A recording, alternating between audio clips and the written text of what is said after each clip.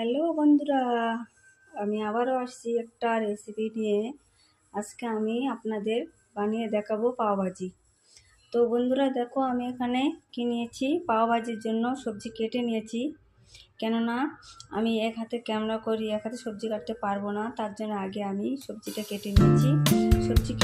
দেখো বন্ধু, কী কী নিয়েছি এখানে: পাতাকপি, টমেটো, ফুলকপি, মটর, ক্যাপসিকাম, বিনস, গাজর, বিট, আলু। এই সবজিগুলো সব আমি এখন কুকারে দিয়ে দেবো। কুকারে দিয়ে এখানে সিটি লাগাতে হবে, 4-5টা সিটি দিলে হয়ে যাবে। সব সবজিগুলো এখানে ঢেলে দেবো। আমি ছোটো ছোটো কেটে নিয়েছি, চাইলে আপনারা আপনাদের সাইজ মতো কাটতে পারবে, বড় কাটলেও হয়ে যাবে, কেননা সিদ্ধ তো করতে হবে কুকারে। এগুলো সবগুলো দিয়ে দিলাম সবজি। এখন একটু জল দিচ্ছি। এখানে আমি কড়াই নিয়েছি, এখানে আমি সবটা রেডি করে দেবো। দেখতে পাচ্ছেন, এখানে দিয়ে দিচ্ছি একটু লবণ স্বাদ মতো। এখন কিছু উপকরণ দিতে লাগবে না, অল্প একটু হলুদ, বাস। এখন আমি এটাকে সিটি লাগিয়ে নেব। কুকারে ঢাকনা লাগিয়ে দিচ্ছি।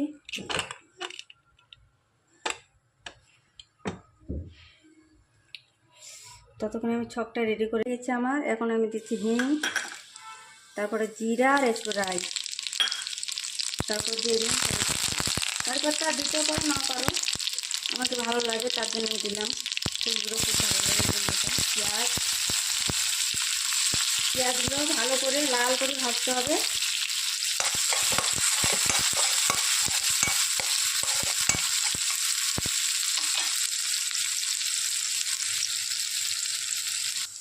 তো আমার পেঁয়াজটা লাল হয়ে আসছে। এখন আমি দিয়ে দিচ্ছি আদা রসুন, যেটা আমি কদ্দুকস করে রেখেছিলাম, মতো দিচ্ছি। একটু হালকা ভুনে নিতে হবে।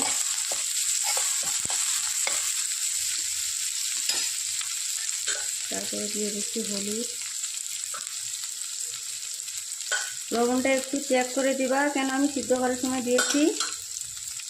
ধনে পাউডার আর দিয়ে দিচ্ছি টমেটো। সব উপকরণ দিয়ে ভালো করে কষিয়ে লাল হয়ে যাবে। তারপরে পাওভাজি মশলাটা দিতে হবে।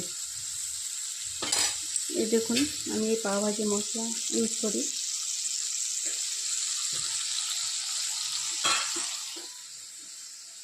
তো আমার এই যে সবজিগুলো আমি লাল করে নিলাম, এখন আমি এটা সিদ্ধ হয়ে গেছে। দেখো, এভাবে সিদ্ধ করতে হবে।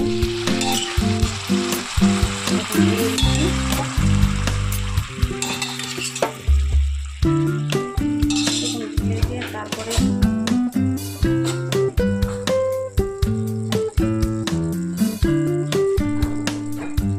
সবজিটাকে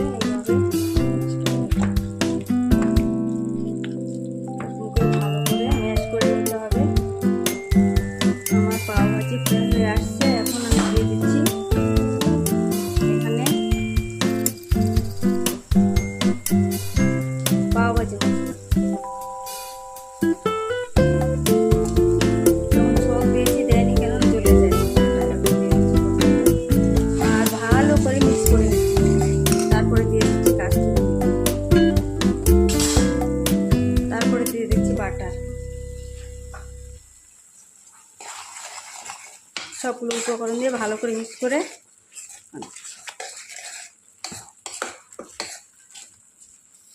এইভাবে বানালে অনেকজন অনেক রকম রান্না করে।